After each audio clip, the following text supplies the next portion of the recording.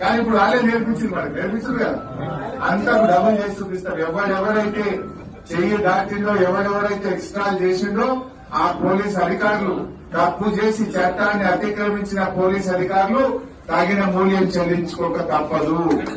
అన్ని నోట్ చేసి పెట్టున్నాం. ఎవడెవరు హత్య చేసిండో అన్ని డైరీలో నోట్ చేస్తున్నాం. ఈసారి మేము కేసీఆర్ గారి కాళ్ళు మొక్కైనా సరే హత్య చేసిన పోలీసుల సంగతి అంతు చూసేదాకా ఎవరు నిలిచిపెట్టే ప్రశ్నే లేదు. ఎందుకంటే మాకు కూడా ఒక హక్కు ఉంటుంది.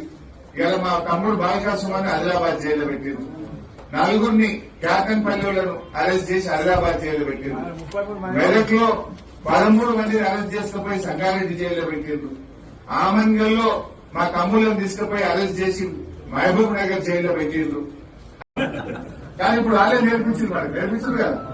అంతా డబుల్ చేసి చూపిస్తారు. ఎవరెవరైతే చెయ్యి దాటిండో, ఎవరెవరైతే ఎక్స్ట్రా చేసిండో ఆ పోలీస్ అధికారులు, తప్పు చేసి చట్టాన్ని అతిక్రమించిన పోలీస్ అధికారులు తగిన మూల్యం చెల్లించుకోక తప్పదు.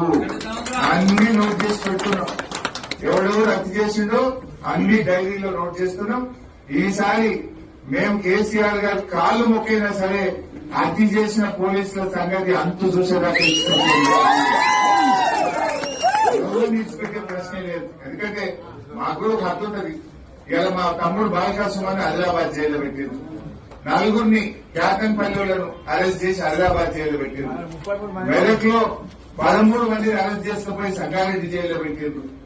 ఆమన్గల్లో మా తమ్ముళ్ళని తీసుకుపోయి అరెస్ట్ చేసి మహబూబ్ నగర్ జైల్లో పెట్టిండ్రు.